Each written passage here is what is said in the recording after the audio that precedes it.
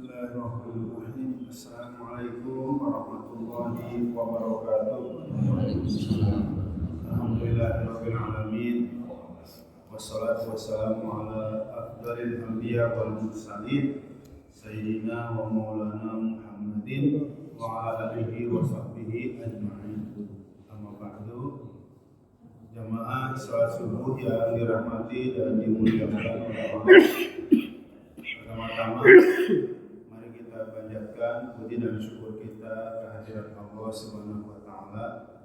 Kita masih diberi nikmat hidup, panjang umur, kita masih diberi nikmat sehat, kita masih diberi nikmat ruang waktu. Mari kita gunakan ketiga modal besar ya. Jadi nikmat hidup, nikmat sehat, ruang waktu adalah modal besar bagi kita untuk bisa beraktivitas, beramal soleh untuk terus menambah pundi-pundi bekal amal soleh kita kelak di yaumul akhir insyaallah. Salawat dan salam semoga tercurah kepada qudwah hasanah kita Nabiullah wa Rasulullah Muhammad sallallahu alaihi wasallam, kepada keluarga, kerabat, para sahabat, dan semoga Allah surahkan pula kepada kita umatnya, dan moga-moga kita istiqomah mengikuti risalah yang dibawanya dinul Islam dan istiqomah mengikuti jalan hidupnya yang merupakan jalan hidup semua para nabi dan rasul. Ad-da'wah ilallah, berdakwah di jalan Allah sampai kita menutup mata. Amin ya rabbal alamin. Jemaah yang dirahmati Allah, kita masih melanjutkan pembahasan beberapa bulan yang lalu ya, karena kita ketemunya hanya Ahad pekan kelima, jadi setahun yang lalu ya. Saya mencoba untuk mengulang poin ya dari pengingat. Jadi judulnya adalah Al-Asbab allati tasqutu uqubatus sayyi'at, sebab-sebab penggugur dosa dan penghapus siksa. Jadi kalau dosanya dihapus, maka siksa akhiratnya gugur. Berarti penyebab siksa akhirat emang dosa gitu ya.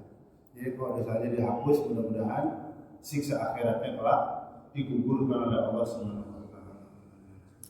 Ini ngulangnya poinnya. Yang pertama adalah taubah. Taubat kepada Allah, tentu saja maknanya adalah taubat nasuha, taubat yang benar-benar gitu ya.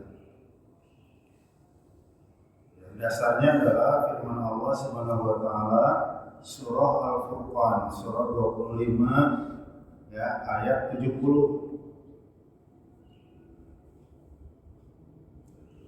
Walladzina la yad'una ma'allahi ilahan akhar, orang yang tidak menyembah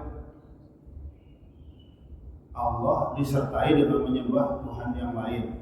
Ini maksudnya syirik. Wala yaqtuluna an-nafsa allati haramallahu illa bil-haqq, membunuh jiwa yang diharamkan oleh Allah kecuali dengan hak. Syirik, membunuh dosa besar. Wala yaznun, dan tidak berzina. Jadi orang-orang yang disayang dan dicintai Allah itu tidak berzina. Berarti berzina itu ya dosa besar. Syirik, membunuh, berzina itu dosa besar. Wa may yaf'al dzalika yalqa athama, siapa yang telah melakukan itu, syirik, membunuh tanpa hak, berzina, maka sungguh ia telah jatuh kepada perbuatan dosa. Yalqa athama, yalqa itu jatuh, athama kata jamak dari ithmun, telah berbuat dosa besar. Apa ancamannya? Yudha'af lahul 'adzab yaumal qiyamati, akan dilipat gandakan baginya adab di hari kiamat. Wa yakhlud fihi muhana, dan akan kekal dalam kehinaan. Syirik ya, kekal dalam kehinaan. Nah, di ayat yang 70 tuh illa man taba, kecuali orang yang bertaubat. Itu maksudnya.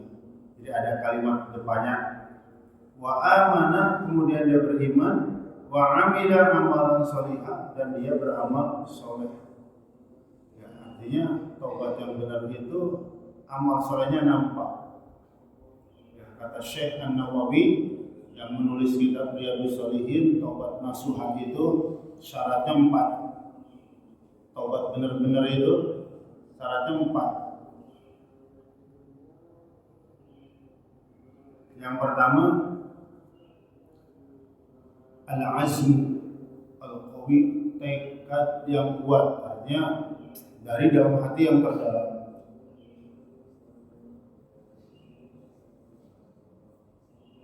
Jadi bukan karena dikebukin, dipukulin ya. Kayak pencuri yang misalnya tertangkap basah oleh warga. Begitu digebukin, ampun. Itu ampunnya ampun apa? Ampun terpaksa biar gak digebukin. Nah kalau taubat nasuha nggak kayak gitu. Memang al-azm, tekad yang kuat dari dalam hati menuju keinsafan. Kemudian yang kedua itu adalah an-nadam, menyesal. Ya, orang menyesal pastinya banyak menangis, tidak banyak bercanda, ya hura-hura, tertawa. Benar kan? Coba aja orang menyesal kira-kira kalau banyak canda, banyak ketawa gimana? Aneh ya. Nyesal mah nangis. Syarat yang ketiga adalah amal soleh, tampak amal solehnya. Ya, dulu nongkrongnya di mana, sekarang nongkrongnya jadi masjid, gak boleh bahasa nongkrong ya. Dulu di bar, diskotik, ya, jam segini masih di bar, jam segini masih di diskotik. Sekarang nongkrongnya beda. Dulu yang diminum apa, sekarang yang diminum teh, susu gitu ya. Jadi kalau nggak kelihatan amal solehnya, orang meragukan, ini benar nggak sih tobatnya? Ya, yang keempat, ini ada kaitannya dengan hukuk al-adami, hak-hak kemanusiaan. Radul hukuk ila ashabiha, jadi mengembalikan hak kepada pemiliknya. Saya pulang dari masjid ngambil sendal orang lain, itu taubat saya bakal diterima. Sebelum sendal orang lain saya balikin.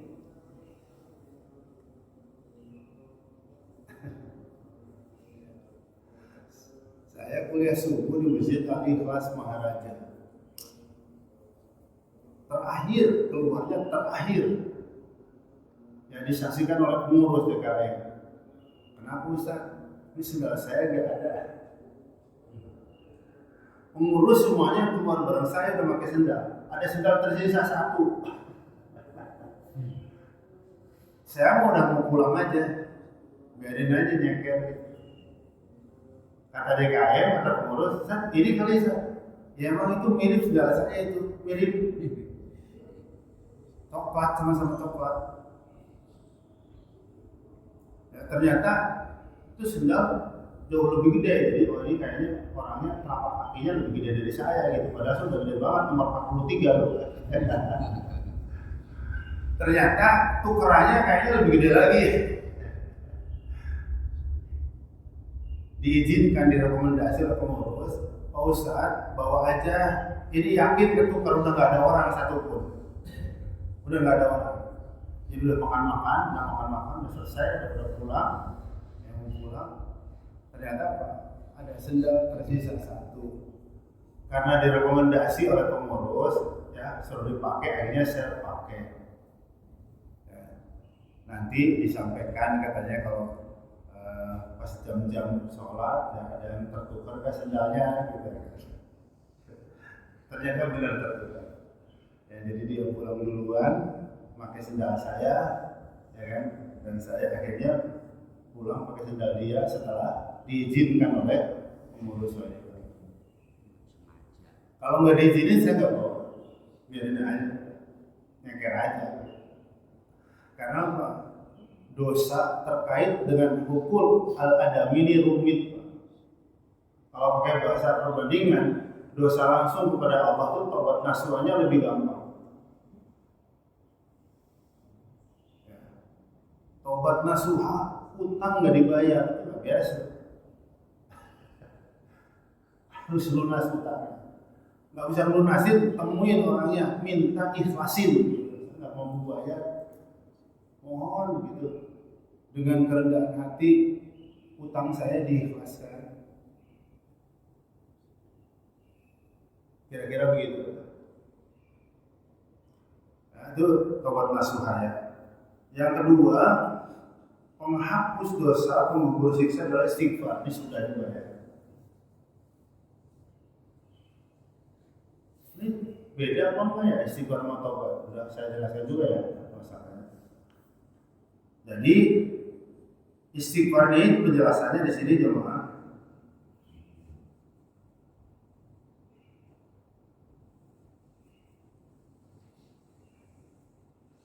Istighfar adalah tolabu wiqayati syarri man madha. Memohon perlindungan kepada Allah dari segala keburukan yang sudah lewat. Kalau diucapkan, ya Allah, ampunilah dosa-dosaku dan lindungilah aku. Jangan kau siksa aku nanti disebabkan dosa-dosa yang pernah aku lakukan dulu. Itu namanya berlindung. Jadi makna istighfar itu begitu. Ampuni ya Allah dosa-dosa saya, keburukan saya dulu. Namanya keburukan kan dulu. Ya. Janganlah engkau siksa aku nanti disebabkan dosa yang pernah aku lakukan dulu. Istighfar. Kalau tobat, ar-ruju' wa talabu wiqayati syarri ma yakhafu fil mustaqbal. Kembali kepada jalan Allah disertai dengan memohon perlindungan kepada Allah dari segala keburukan yang sudah lalu dan minta dijaga oleh Allah agar dosa yang dulu jangan terulang di masa yang akan datang. Jadi lebih makjub tobat lah. Jadi kalau diterjemahkan, ya Allah, ampunilah dosaku. Jangan kau siksa aku disebabkan dosa-dosa yang pernah aku lakukan dulu. Dan bimbinglah aku ya Allah, jangan sampai aku tergelincir lagi ke dosa yang sama di masa yang akan datang. Ini taubat. Ya, jadi taubat jauh lebih mendalam. Jamaah yang dirahmati Allah, yang ketiga, penghapus dosa, penggugur siksa adalah al-hasanat, ya, kebaikan yang banyak. Jadi berbuat baik, nanti as-sayyi'at, ya, keburukannya dihapus oleh Allah. Jadi kebaikan yang banyak itu akan menghapus keburukan.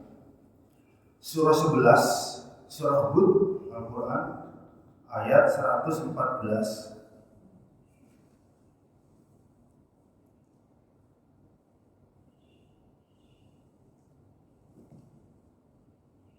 Di sini cuma sepenggal ya, saya ingin baca lengkap nih. Surah 11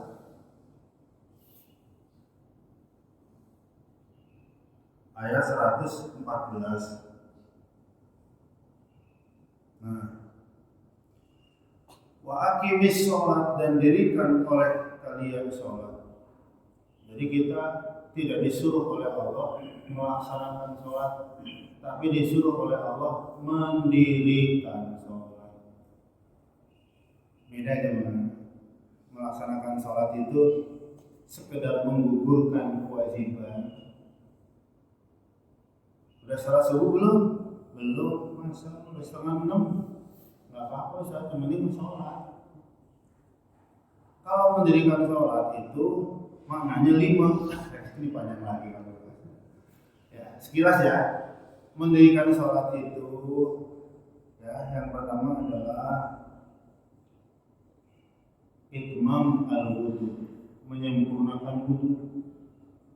Dari situ mulainya. Jadi wudunya orang yang mendirikan sholat adalah asal. Karena kalau nggak sah wudunya, pasti nggak sah sholatnya. teguran Rasulullah kepada seorang Arabi yang wudunya nggak benar, ya, masih kering tumitnya, disuruh mengulang sholat. Diawali dari wudu lagi sono, baru kamu sholat. Ya, ternyata wudunya belum benar. Kata Rasulullah, ulangi wudumu, ulangi sholat. Sampai 3 kali. Akhirnya dia nanya, apa yang salah ya Rasul? Orang-orang nggak ada yang disuruh ngulang, baik wudu apa sholat. Kok saya sampai 3 kali? Akhirnya Rasulullah mempraktekkan wudu, nyontoin wudu, sambil mengatakan, wailul lil aqabi minan nar, celaka bagi orang yang sholat tetapi ketika wudu tumitnya masih kering. Aqab itu tumit, ya. Di dalam Al-Quran surah Al-Maidah ketika kita mencuci kaki itu minimal sampai 2 mata kaki. Ini mah boro-boro 2 mata kaki, tumit kan lebih bawah, tumitnya aja kering. Karena wudunya nggak sah, otomatis sholat kamu nggak sah, ya harus diulang. Makanya mendirikan sholat harus dimulai dari menyempurnakan wudu. Yang kedua, mendirikan sholat itu itmamul qiraah, sempurnakan bacaan. Yang dimaksud adalah bacaan rukun Fatihah. Ya, makanya bacaan Fatihah kita ini harusnya talaki. Talaki itu nyorot menghadap ahli bacaan. Ya, tolong Pak Ustaz, saya mau talaki bacaan Fatihah saya itu udah benar apa belum? Karena bacaan Fatihah mah bacaan rukun. Jadi sifatul hurufnya benar, panjang pendeknya benar, hitumnya benar. Alhamdulillahirabbil alamin. Ini lidah Sunda tulen. Alam dengan alam itu beda. Ya, alam itu sakit, Pak. Kalau alam di alam semesta. Ya. Alhamdulillahirabbil alamin. Hukuman ini terlalu dalam mainnya. Makanya harus menghadap kepada yang ahli biar Fatihah kita ini benar. Yang ketiga, mendirikan salat itu itmamul khusyuk.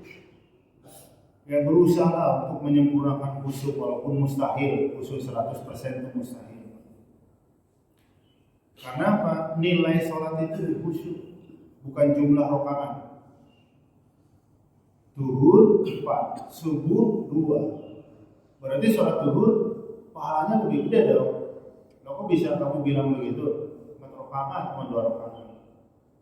Ternyata Allah yang bilang dalam Al-Quran surat 23, ya, ayat 1, ayat 2. Qad aflahal mu'minun alladzina hum fi sholatihim khashi'un. Orang mukmin yang beruntung adalah orang mukmin yang sholatnya khusyuk. Jadi kalau dijabarin lagi khusyuk panjang lagi nih, Pak. Ya, berusaha untuk bisa khusyuk. Kemudian itmam ar-ruku' was sujud. Sempurnakan ruku dan sujud. Ini luar biasa. Ini kata lainnya sempurnakan tumanina. Karena tumanina itu 1 dari 13 rukun sholat. Ya. Antara ruku ke sujud kan jedanya sebentar. Orang banyak kehilangan tumanina yang antara gerakan sujud dan ruku. Allahu Akbar, belum lurus, baru segini, ya Allah wa liman hamidah, belum berdiri sempurna. Jadi iktidal itu kita bangkit dari ruku dan posisi badan sudah kembali normal. Tadinya begini, Allahu Akbar, punggung jadi kayak meja. Ya, biar punggungnya kayak meja rata, telapak tangan kita mesti megang lutut. Sikut jangan dilipat, lurus, karena ini fungsinya standar. Jadi kalau telapak tangan megang betis ya pasti nungging. Telapak tangan megang lutut tapi ditekuk, nungging juga. Megang paha ya kayak gini jadinya, kayak encok. Ya kalau encok beneran nggak apa-apa. Ya dia nggak kuat berarti kan. Jadi ruku itu posisi punggung seperti meja, ya, kalau seperti papan lurus. Nah, biar lurus, telapak tangan pegangan lutut, ya sikut jangan dilipat, lurus pasti. Nah, itidal itu udah bangkit. Bangkitnya nggak setengah sami Allahu liman hamidah, nggak segini. Bangkitnya posisi punggung kita seperti semula. Nah, antara ruku ke sujud jedanya sebentar. Apalagi orang yang sholat buru-buru, wis hilang tumaninahnya. Harusnya sami Allahu liman hamidah, Rabbana walakal hamdu sambil tumaninah. Ini mah sami Allahu liman hamidah, Rabbana walakal hamdu, Allahu akbar. Ya, sujud ininya antara nempel nggak nempel. Allahu akbar, Allahu akbar. Ya, kata para ulama,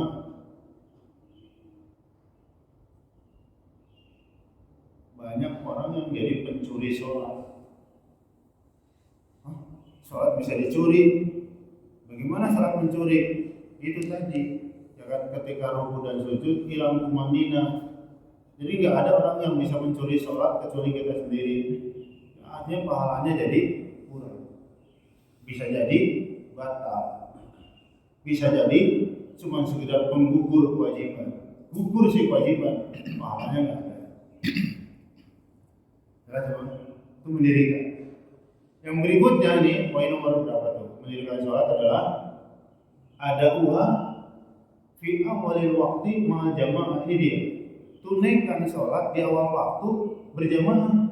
Sini tiap hari sholat di rumah itu bukan mendirikan. Jadi mendirikan sholat, kerjakan awal waktu dan berjamaah, baru mendirikan. Dan yang terakhir, mendirikan sholat itu artinya adalah as-sholatu tanha 'anil fahsya'i wal munkar. Sholat itu benar-benar menjadi pencegah diri kita dari segala perbuatan keji dan munkar. Jadi orang yang sholat itu ngefek, ya, ngefek ke dalam kehidupan sosial, tidak melakukan perbuatan-perbuatan keji, tidak melakukan perbuatan-perbuatan munkar, tidak melakukan kejahatan-kejahatan yang merugikan diri kita maupun orang lain. Jadi kalau sholat juga tapi melakukan keburukan, melakukan kejahatan, berarti sholatnya baru menjadi penggugur doa. Tapi nilainya ya Allah bisa. Itu makna mendirikan sholat. Nah, saya kembali ke surah Hud dulu. Dirikan sholat tarafain nahar wa zulafan minal lail, yang ada di dua ujung siang. Dua ujung siang itu segini nih. Jam segini nih ujung siang sama sore matahari terbenam. Sholat yang ada di dua ujung ini subuh, zuhur, asar. Ya. Nah, wazulafa minal lail, dan sholat yang ada di dalam kegelapan malam, maghrib, isya. Maghrib matahari terbenam, jadi sholat yang ada di kegelapan malam itu dua, maghrib sama isya. Sholat yang ada di ujung siang itu tiga. Jadi kalau ada orang mengatakan nggak ada kok dalam Al-Quran perintah sholat 5 waktu, itu namanya gagal paham, gagal fokus. Memang ada, itu di UI ada yang bilang begitu. Ya, belajar lah. Jadi sholat itu boleh 1 waktu, boleh 2 waktu, boleh 3 waktu. Kan nggak ada dalam Al-Quran katanya perintah sholat 5 waktu. Tahu nggak orang yang ngomong begitu? Tahu kan Pak? Tahu? Apa mesti saya ucapin? Biar gak salah tafsir. Bung Ade Armando lah. Ini perintah sholat 5 waktu ini. Ya. Kalau nggak ada dalam Al-Quran kan ada di hadis. Jadi Al-Quran ya dalil, hadis ya dalil. Nah, innal hasanat, sesungguhnya kebaikan yang banyak, itu kata jamak, hasanat itu kata jamak. Kalau kita doa satu zakat, Rabbana atina fid dunya hasanah, nah itu mufrad, tunggal. Ya, kalau ini Pak ada alif, ada ta, hasanat itu jamak. Jadi kebaikan yang banyak yudhibnas sayyi'at, menghapus keburukan yang ada. Makanya Rasulullah membuat tamsil sholat, perumpamaan sholat 5 waktu, kamatsali nahrin, seperti sebuah sungai, amama babi baitikum, sungai yang bening, yang jernih mengalir di depan rumah setiap kalian. Ya, yantasilu fihi khamsa marrat. Sungai bening bersih di depan rumah, kita mandi di sungai itu sehari 5 kali. Rasulullah nanya, orang sehari mandi 5 kali bersih nggak Pak? Bersih nggak? Bersih nggak? Emang begitu, sekilas jawabannya bersih. Bersih nggak? Bersih nggak? Tergantung mandinya, bersih. Ya sholat juga begitu. Jadi sholat 5 waktu itu membersihkan dosa. Tapi tergantung sholatnya. Mandi di depan rumah nyebur, naik lagi, nggak digosok-gosok, nggak pakai sabun, nggak berapa. Dakinya kagak copot lah Pak. Jadi mandi yang benar. Mandi udah basah, disabunin, digosok-gosok, kan? Baru bersih. Ya memang sekilas sih maksudnya para sahabat jawab pertanyaan Nabi itu, orang sehari mandi 5 kali bersih apa enggak? Insya Allah bersih, asal mandinya benar, kata sahabat. Benar ya. Nah itulah perumpamaan sholat.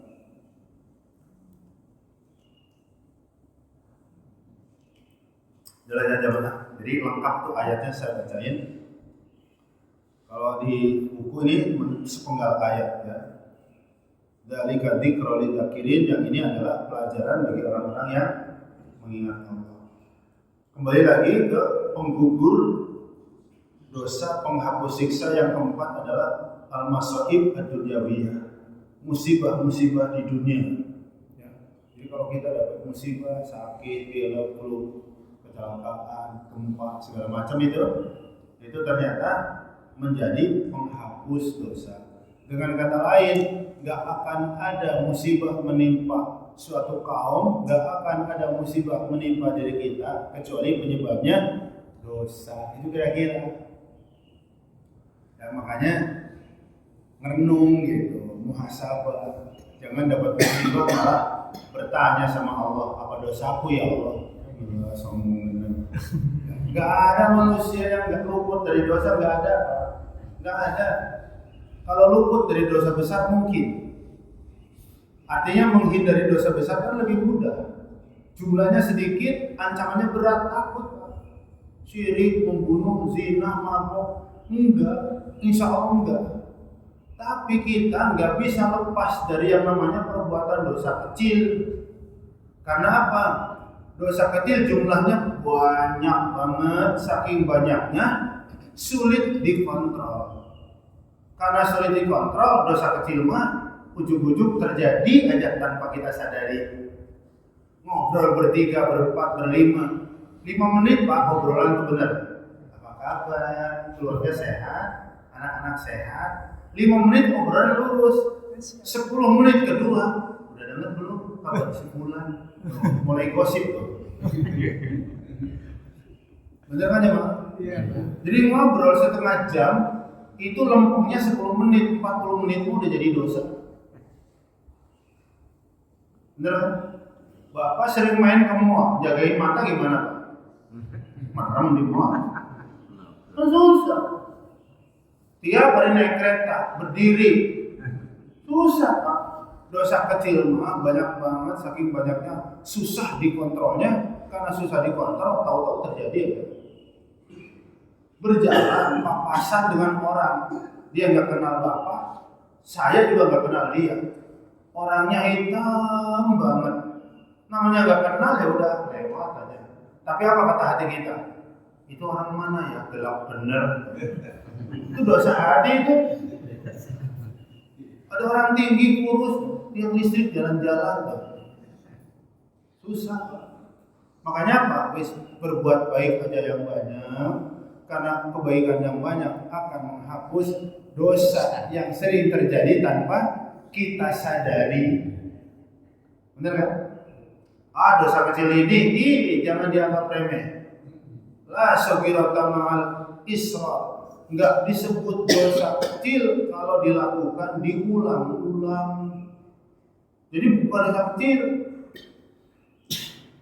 Inna lillahi wa inna ilaihi raji'un. Ada apa? Si fulan meninggal. Masya Allah, kemarin saya ketemu. Iya, tadi malam dia tertimbun pasir. Nggak percaya, masa orang tertimbun pasir mati. Tertimbun pasir 5 truk, bagaimana nggak mati? Pasir gede apa kecil? Kecil pasir, tapi kalau 5 truk mati. Itu dosa kecil yang diulang-ulang jadi 5 truk. Wala kabirata ma'al istighfar wa taubat. Enggak ada istilah dosa gede kalau dia taubat dan istighfar. Umar bin Khattab menjadi muslim enggak ada 20 tahun. Hijrah ya, di Mekah udah Islam. Hijrah 10 tahun. Ya, tahun 13, tahun 14 Rasulullah meninggal. Ya, dilanjutkan Abu Bakar nggak nyampe 2 tahun.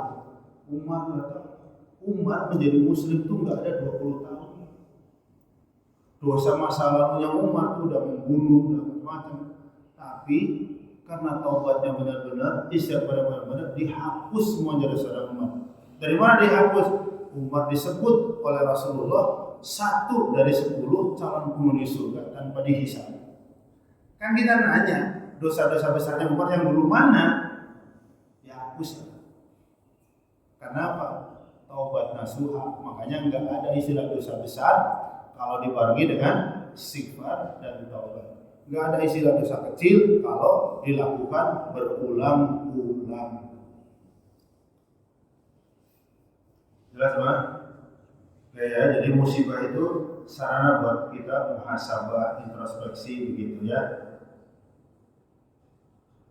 Kemudian yang berikutnya adabul qabri, adab kubur. Panjang ternyata ya perjalanan. Adab kubur itu penghapus. Jadi kalau sudah ada adab kubur, ya maka nanti di akhirat dihapus.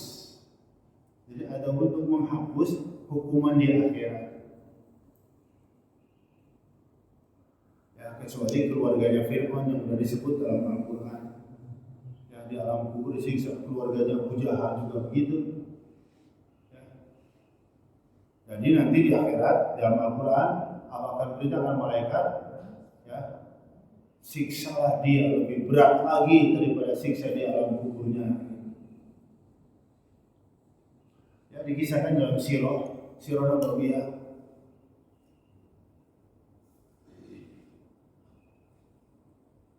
Ada orang yang mimpi habis sholat berjamaah subuh menghadap Nabi. Ya Rasul, saya tadi malam mimpi, tapi saya pengen cerita, karena ya benar sih mimpi mah antara kembangnya tidur atau apa, tapi itu terjadi berulang-ulang ya Rasul.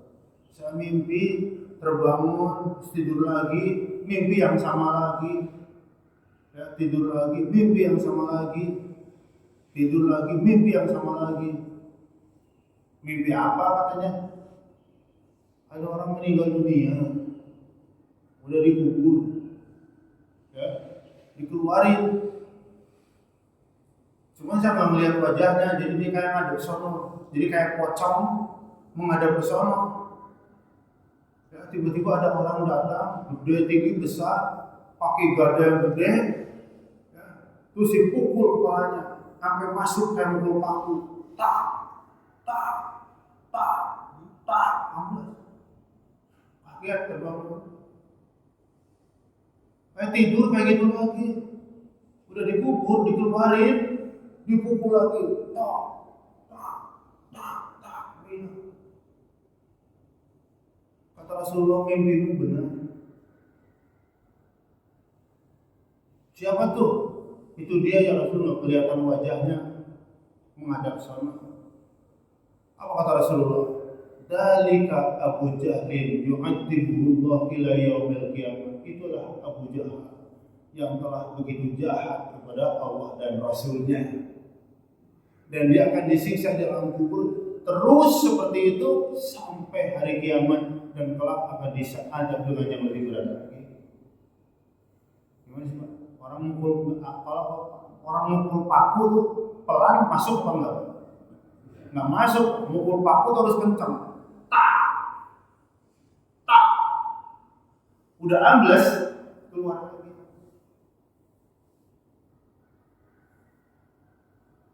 Jadi orang-orang yang menghina, membuli ya Allah dan Rasul, agama Allah dan Rasul, kalaupun mungkin hari ini ya bisa lepas dari jeratan-jeratan hukum, kelak di yaumul qiyamah enggak akan ada satu orang pun yang bisa lepas dari tuntutan hukum Allah Subhanahu wa taala. Kemudian yang berikutnya adalah doaul mukminin wastighfaruhum fil hayati wa badal mamat. Nah ini luar biasa. Doa orang mukmin, istighfar orang mukmin untuk sesamanya, baik masih hidup maupun sudah mati. Ya, kita memohon ampun untuk diri kita, kita memohon ampun untuk orang lain yang masih hidup atau yang sudah mati, itu bermanfaat. Apa manfaatnya? Menghapus dosa dan insya Allah kelak akan menggugurkan siksa. Ya, makanya ada kitab namanya Al-Adab Al-Mufrad, Al-Adabul Mufrad, ya 2 jilid, ditulis oleh Imam Al-Bukhari. Ya, jadi karya Imam Al-Bukhari. Selain kitab Sahih Al-Bukhari, ya, karya Imam Al-Bukhari adalah Al-Adab Al-Mufrad. Saya sedang membahas itu jilid pertama, masih bab berbakti kepada orang tua, namanya Adab Al-Mufrad. Ya, namanya kitab. Jadi adab itu tentang tata krama. Ya, kadang-kadang kan perbuatan kita mungkin benar secara fikih, tapi dilihat dari saat adab tata krama itu salah. Makanya harus belajar dua-duanya supaya tinjauan fikihnya benar, tapi ditinjau dari akhlak benar juga. Contoh, secara fikih sah benar, tapi secara adab salah. Pasutri cerai, suami menceraikan istri dalam keadaan hamil. Jatuh nggak tolaknya? Jatuh. Sah nggak? Sah, cuma nggak beradab. Tega banget loh. Apalagi setelah cerai los. Ya. Benar kamu marah, kamu kesal sama dia sampai dia ceraikan, tapi ingat yang di dalam perut adalah darah dagingmu juga. Dia sekarang harus membebaskannya seorang diri tanpa nafkah dari kamu. Itu nggak beradab banget kamu. Belum lagi nanti proses persalinan, menyusui, merawat dan membesarkan. Dia harus menanggungnya sendiri, padahal itu adalah darah dagingmu juga. Itu surah At-Tolak, itu surah 65 ayat 1 sampai 5. Jadi pasutri kalau mau cerai terpaksa, ya, rumah tangga sudah sulit, nggak bisa dipertahankan, harus cerai. Janganlah menceraikan istri dalam keadaan hamil. Ya, kenapa? Karena yang ada di dalam perut tetap adalah darah dagingnya. Ya.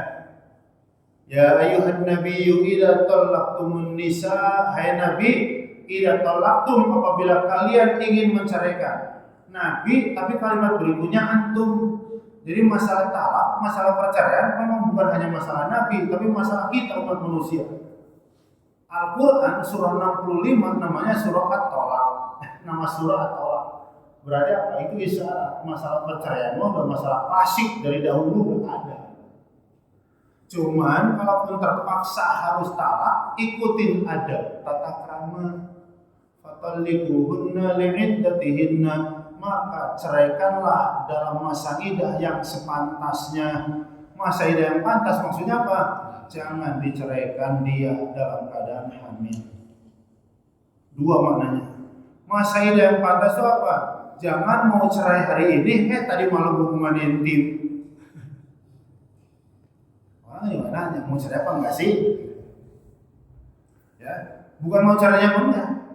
Ya, mau cerai hari ini, mau ke pengadilan agama hari ini, tadi malam intim. Nah kalau yang intim tadi malam jadi, itu kan yang pertama. Wa ahsul iddah, hitung masa iddah. Banyak yang los di sini. Ya, baru sebulan udah terima lamaran nikah. Masa iddah itu artinya hitung berapa? 3 bulan 10 hari. Bagi wanita yang dicerai hidup, 4 bulan 10 hari bagi wanita yang dicerai mati. Untuk apa masa iddah? Harus dihitung untuk dua perkara. Yang pertama memastikan istibro. Apa istibro? Memastikan di dalam rahim wanita yang dicerai sudah bersih dari benih-benih suami yang dahulu. Ya, jadi 3 bulan 10 hari itu tafsirnya adalah haid, suci, haid, suci, haid, suci. Kalau 3 kali haid, 3 kali suci, terus terima lamaran, terus nikah, terus hamil, insya Allah keturunannya jelas. Berarti binnya. Tapi kalau baru 1 bulan, terus terima lamaran, terus nikah, terus hamil, kan tanda tanya. Ini hamil benih yang dahulu atau hamil benih yang sekarang? Kalau jawabannya hamil dari benih yang dahulu, maka anaknya harus bin yang dulu. Kalau nyata benih yang kedua ya harus bin yang kedua. Yang repot kalau benihnya campuran, nanti binnya bagaimana? Gimana Pak? Ganda campuran. Jadi masa iddah harus dijalanin itu. Yang kedua untuk menjaga nasab, menjaga keturunan. Karena nasab dalam pandangan Islam itu harga diri, kehormatan. Anwar bin Bolot, no problem, yang bolot sama bapak saya nggak bolot. Lebih terhormat daripada Aziz bin Rame-Rame. Ayo, mendingan mana Pak? Tahu kan Aziz bin Rame-Rame? Bahasa dulu namanya Aziz bin Salome gitu. Mendingan saya, bapak saya jelas. Bapak kamu mah kagak jelas. Makanya masa iddah harus dihitung. Yang diperintah oleh Allah untuk menghitung masa iddah bukan hanya perempuan yang sedang menjalani masa iddah, para laki-laki juga diperintah untuk menghitung. Wanita yang sedang menjalani masa iddah itu statusnya 100% istri.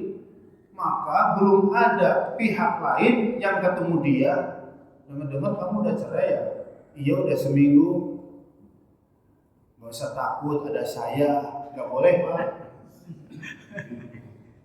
Itu kan pakai bahasa orang Jawa nyemonin. Ya, ntar kalau masa iddah mau habis, saya akan lamar kamu. Ngomong kayak begitu dalam masa iddah itu gak boleh. I love you, gak boleh. Ngedip mata, gak boleh. Yang boleh apa? Hitung aja masa iddah. Dia dicerai oleh suaminya 1 Januari, Februari, Maret, April tanggal 10 langsung aja datang ke rumah. Pas datang ke rumah ada bapak ini. Sejam kemudian Pak ini. 2 jam kemudian ini. Nanya, kamu ngapain di sini? Pak Didik mau ngapain? Ternyata bapak-bapak yang pada datang tuh orang hitung masa iddah. Dia wanita janda, cerai, muda, cantik, kaya raya, soleh. Masih banyak yang naksir. Jadi boleh naksir, simpen di hati, ikut masa iddahnya, hitung-hitung. Begitu masa iddah habis, duluan datang. Kamu aja mana? Ngadu nasib. Makanya ini pengurus masjid ada, jamaah masjid ada. Kan saya nanya mau ngapain? Ternyata orang-orang yang datang adalah dia ngitung masa iddah. Kan kemarin nggak boleh bilang I love you. Kan nggak boleh kemarin ngedipin. Kan nggak boleh kemarin bilang jangan takut ada aku. Sekarang udah boleh. Kenapa? Karena masa iddahnya udah habis.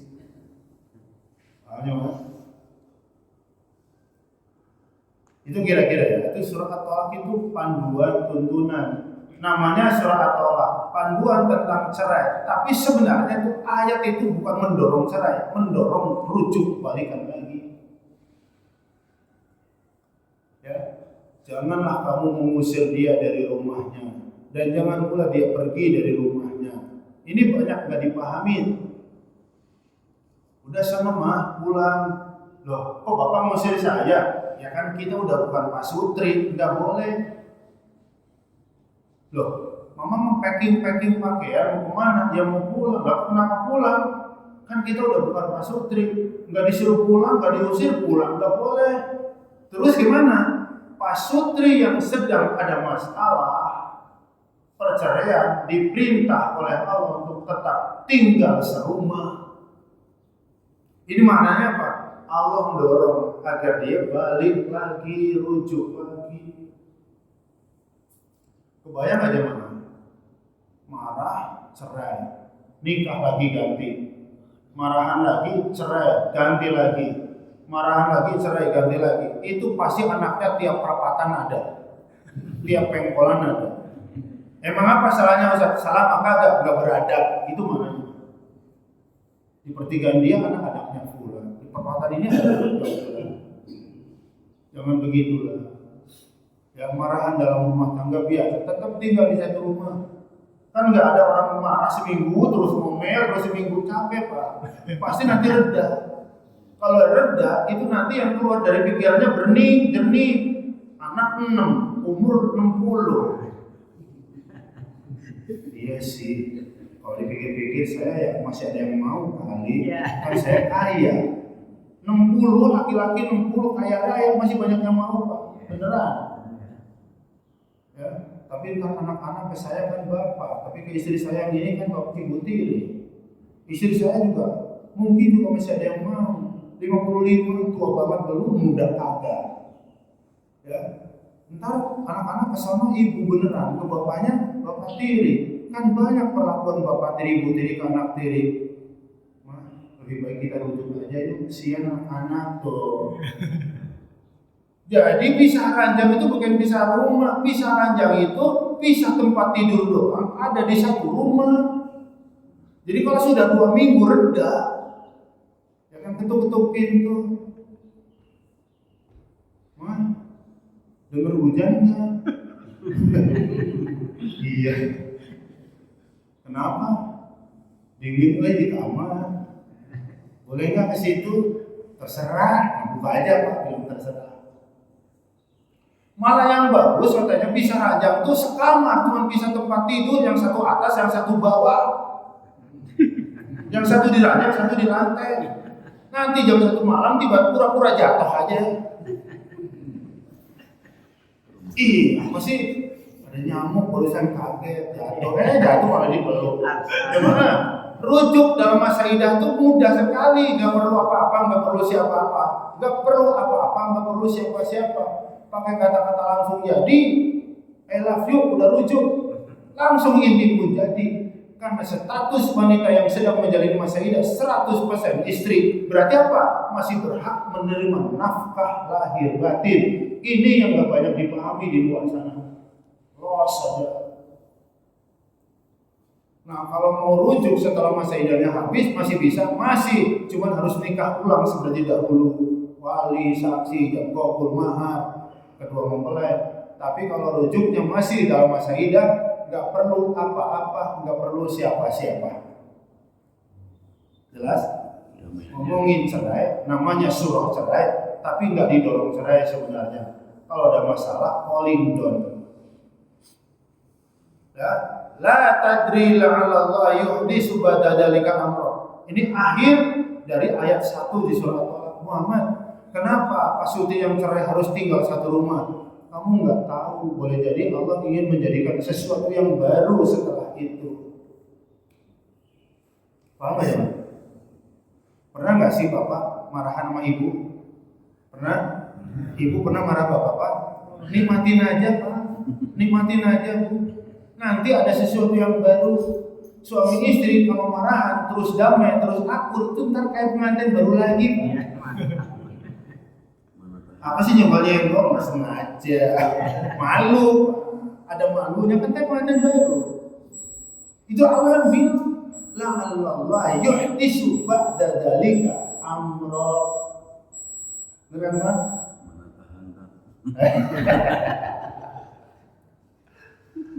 Jadi Dikit-dikit ngomong cerai, dikit-dikit ngomong cerai, nggak usah. Marah-marah aja biasa. Ya. Jangan mengeluarkan kata-kata yang kasar, jangan mengeluarkan kata-kata yang kotor. Udah calling down aja. Ntar seminggu selesai. Selesai. Kenapa? Marah itu capek tenaga, lahir batin. Ya. Batin capek, fisik capek. Makanya kalau reda nanti akan normal. Ya. Jelas ya dulu. Jadi luar biasa. Yang berikutnya ini mau saya selesaiin. Ya. Jam berapa itu? Jam 6 kurang dikit ya. Poinnya saya selesaikan. Apa yang menghapus dosa, menggugurkan fil akhirat? Ma yuhda ilaihi ba'dal maut min sawabi shadaqah aw qira'ah aw hajin. Apa-apa yang dihadiahkan, baik pahala sedekah, pahala bacaan Al-Qur'an maupun pahala haji bagi orang yang sudah meninggal.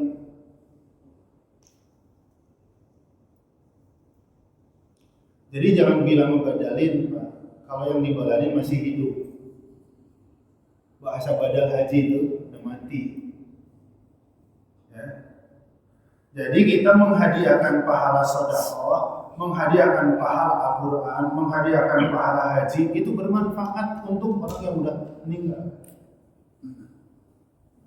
Sampai manfaatnya apa? Ya, nambah pahala buat dia, menghapus dosa dia, dan insya Allah akan menggugurkan siksa akhiratnya. Ada orang tua yang ditaruh di tempat yang begitu mulia, yang begitu tinggi, ya kan? Sampai dia bertanya, ya Pak, saya ada di tempat yang begitu luar biasa. Apa kata Allah? Ini itu berkah doa anakmu, berkah istighfar anakmu, berkah sedekah anakmu, hingga kamu ada di posisi yang tinggi. Itu dikatakan di dalam Al-Adab Al-Mufrad. Ya, ada hadisnya. Seorang bertanya kepada Nabi ya Rasul, saya kepengen berbuat baik, berbakti kepada bapak dan ibuku. Cuman bapak ibu udah meninggal. Ya. Fa ayyu syai'in agurruhuma fi? Adakah sesuatu yang bisa saya lakukan untuk melanjutkan bakti saya kepada keduanya? Qul na'am, masyaallah. Sahabat nanya, "Mak udah wafat, bapak udah wafat. Adakah sesuatu yang bisa saya lakukan untuk berbakti kepada mereka yang udah mati?" Rasul bilang, "Na'am." Nih kata Rasulullah, 5 perkara. Ya, jadi berbakti kepada orang tua itu nggak terbatas dalam masa hidup saja, udah mati udah bisa. 1, istighfarlah kamu kepada Allah untuk kedua. Istighfar itu apa? Memohon ampun kepada Allah untuk keduanya. Rabbi firli wali walidayya, ampuni ya Allah dosaku, ampuni ya Allah dosa bapak ibuku. Yang kedua, ad-du'a lahum, ini jawaban Nabi, doakan bapak ibumu. Doa lebih umum, istighfar itu doa, tapi istighfar adalah doa khusus minta ampunan. Jelas? Yang ketiga, al-infaq ala ahdihima, tunaikan wasiat keduanya yang terucap maupun tertulis. Jadi kalau bapak ibu kita meninggal dunia ada wasiat, tunaikan selagi wasiatnya tidak bertentangan dengan Al-Quran dan Sunnah. Kalau wasiatnya nanti kalau bapak mati kubur ya dan pakai peti emas, saya yakin bapak juga gak bakal nunain. Daripada emas buat peti mendingan nggak boleh Pak. Bahkan kalau orang tua dulu ya kan suka ada emas dipasang di gigi tuh. Itu kalau meninggal dunia copot, walaupun nggak ada wasiat, buka. Ya. Cincin emasnya ambil. Kayaknya sih nggak disuruh juga pasti diambil. Bener apa ini? Yang keempat kata Rasulullah, as-shadaqatu lahum. Kalau kamu diberi lapang rezeki, ya sedekah. Jadi kita sedekah tuh bapak ibu kita dapat. Termasuk sedekah, ya. Bapak ibu kita nggak wasiat dulu, nggak wasiat. Tapi saya sebagai anak diberi rezeki lapang, Pak saya mau hajiin badal, dapat Pak. Itu namanya sedekah pahala haji. Tapi sekarang kalau daftar haji sekarang kan nunggu 50 tahun tak, sekarang umur saya udah 60. Ya udah, ya kan umrohin aja dah. Ya. Tapi kalau mau bisa sekarang haji reguler Indonesia 50 tahun. Haji plus 12 tahun nunggu. Kalau pengen berangkat sekarang, daftar tahun ini, berangkat tahun ini namanya haji furoda. Ya, biaya beda semua Pak. Haji reguler berapa?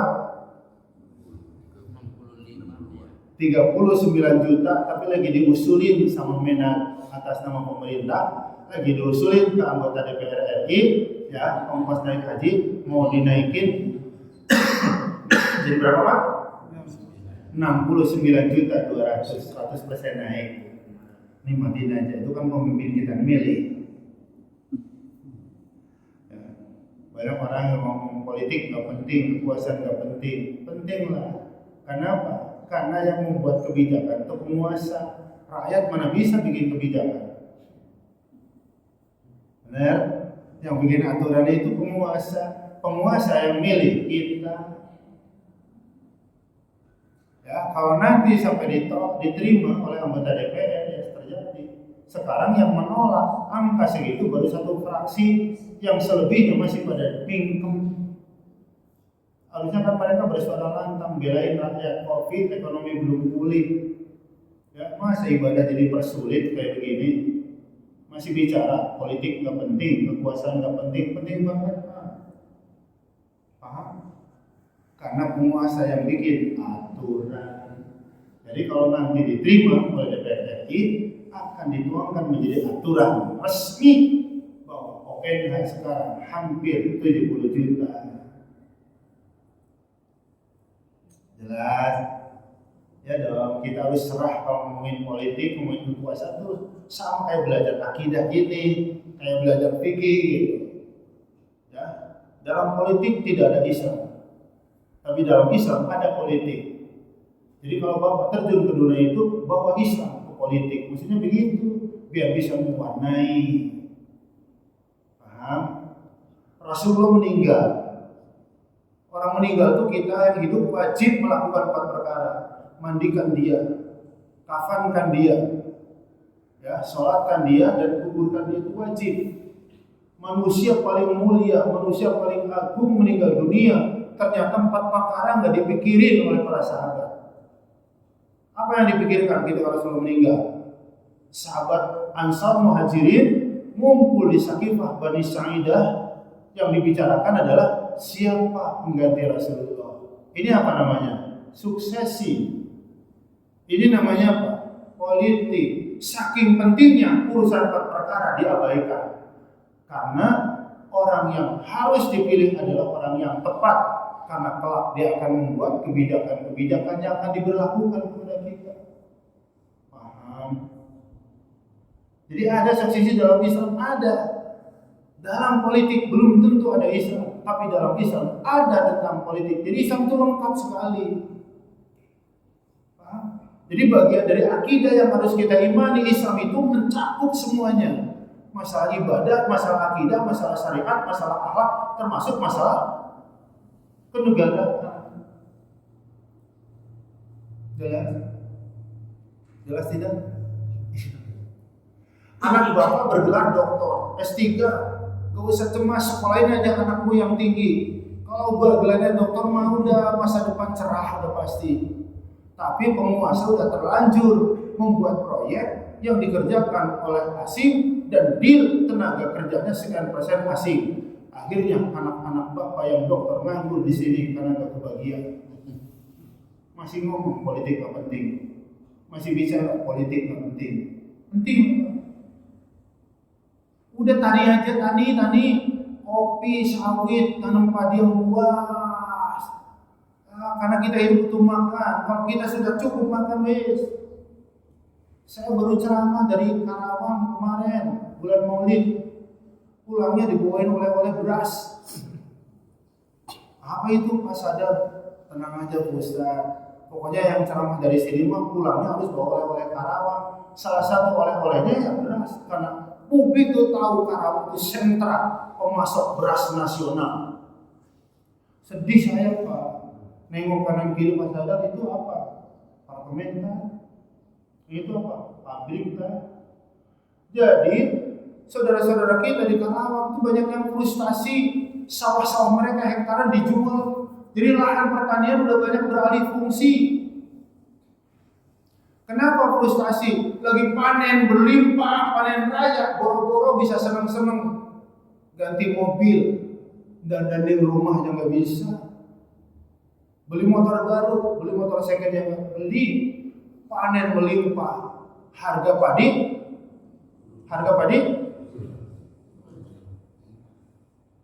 turun apa naik Pak? Bukan turun Pak, anjlok. Kalau turun mah dikit Pak, ini anjlok. Nanti musim nanam harga pupuk mahal. Nah, apa? Harga pupuk apa? Mahal. Melangit, naik mah dikit. Akhirnya apa? Panen berlimpah, nggak bisa buat seneng-seneng, buat beli pupuknya, beli lah, udah daripada tekor jual aja sawah. Pertanyaannya nih, yang beli hektaran sawah itu siapa? Saya nggak bilang sipit, nanti ada etnis yang tersinggung. Ya, yang beli hektaran sawah adalah orang-orang kaya yang dekat dengan lingkaran kekuasaan. Saya bikin apartemen nih, wani piro, kata bupatinya. Repot apa? Paham tidak? Itu makanya jangan sampai lolos kita mikirin ngaji aja sampai lupa yang urusan yang ini. Ternyata apa? Itu urusan mandi, urusan kafan itu fikih. Ternyata itu diabaikan. Sekarang siapa pengganti Rasulullah? Sosok yang tepat, luar biasa. Jelas tidak? Nah mudah-mudahan ya Pak, mudah-mudahan nanti seluruh anggota DPR RI dari fraksi apapun, dari partai apapun menolak gitu, naik 1 juta lah gitu. Kan nggak logis Pak, uang kita udah dipakai. Kan nggak ada yang berani pakai DA-ku, dana abadi umat nggak ada yang berani pakai. Saya nggak bicara pada lama karena saya nggak tahu. Dari zamannya Pak Harto sampai terakhir dana abadi umat tuh dananya jamaah haji, nggak ada yang berani pakai, takut terjerat korupsi. Sekarang mah dibuatin payung hukum biar dana itu dipakai, tapi saya nggak kena masalah hukum. Kan ditentang oleh banyak pihak, terutama oleh para jamaah haji. Janganlah dananya orang haji ya buat jamaah haji. Tapi kan bagus kan buat bangun bangsa, buat bangun negara. Iya bagus. Tapi prioritasnya dana haji ya buat haji. Melalui perdebatan panjang, akhirnya dibuat payung hukum bahwa dana haji dipakai nggak akan menyebabkan yang pakai kena delik hukum korupsi. Akhirnya dipakai itu dananya haji. Bagaimana meyakinkan kita supaya nggak protes terus? Hitung-hitung investasi, gimana? Kebayangkan kalau Bapak investasi apa yang Bapak harapkan? Ada nggak orang invest mencari untung? Ada nggak Pak orang investasi nggak cari untung? Nggak ada. Orang daftar haji dapat nomor porsi haji itu 25 juta. Kalau Bapak daftar haji nggak setor 25, belum keluar nomor porsinya. Jadi masih setor 25, baru ketahuan nomor porsinya. Saya orang travel. Ketahuan nih saya bakal berangkat tahun berapa. Bayangin 25 juta mandek 30 tahun. Harusnya saya dapat untung dong. Harusnya nggak naik. Paham gimana? Paham tidak? Ya tinggal pertanyaannya, adil Pak Dolim ini? Ya silakan rasakan sendiri. Anda investasi 25 juta kali 20 tahun, kali 30 tahun, kok malah naik? Berarti saya nggak dikasih untung. Orang investasi kok Bapak nggak kasih untung, Bapak dolim dong Pak ke saya. Bapak pakai duit saya 25 juta kali 20 tahun, kok nggak kasih apa-apa sama saya? Paham? Tapi kalau ini nanti jadi keputusan sah secara undang-undang, masih bicara kekuasaan nggak penting. Politik ini penting, jelas. Nah, jamaah yang dirahmati Allah. Jadi yang berikutnya adalah al-ahwal yaumul qiyamah, huru hara hari kiamat.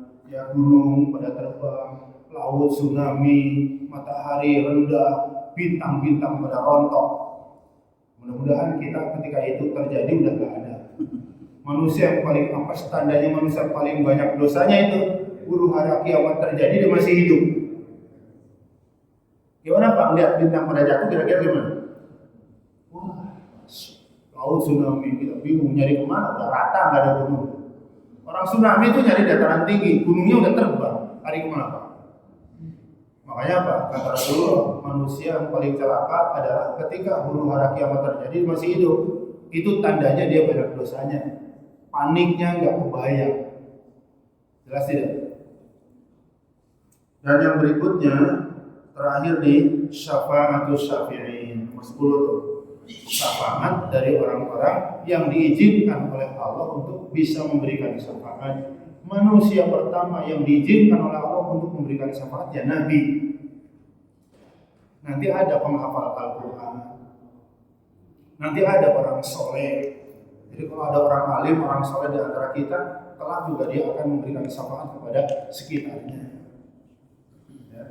Tapi sekali lagi orang yang diizinkan oleh Allah bisa memberikan syafaat. Jemaah yang dirahmati Allah, oh masih ada satu lagi ternyata ini. Ya, afu arhamir rahimin. Ya, ampunan dari Allah yang Maha Pengampun tanpa syafaat. Jadi dia nggak dapat syafaat dari siapapun, cuma dia langsung mendapat ampunan Allah. Jadi kalau pakai bahasa apa sih ya?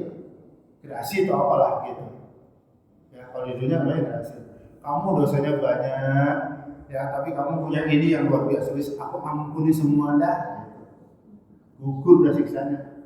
Kalau Allah bilang aku ampuni semua, aku cinta kamu, dosamu aku ampuni, selesai. Ya itu 10 perkara penghapus dosa dan penggugur siksa di akhirat nanti. Wallahu a'lam bishawab. Assalamualaikum warahmatullahi wabarakatuh.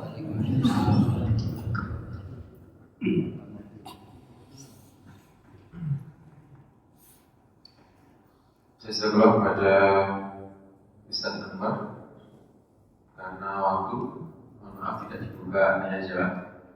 Bapak Ibu dapat menyimpulkan dan insya Allah kita berrekaman. Baik, sebelum ditutup mari kita sama-sama akhiri dengan doa kepada bagian ini.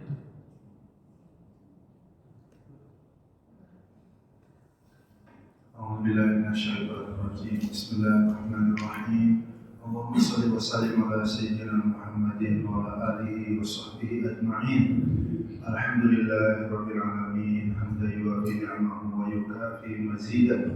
Ya Rabb, lakal hamdu kama yanbaghi li jalali wajhika wa 'azimi sultanik. Rabbana zalamna anfusana wa illam taghfir lana wa tarhamna lanakunanna minal khasirin.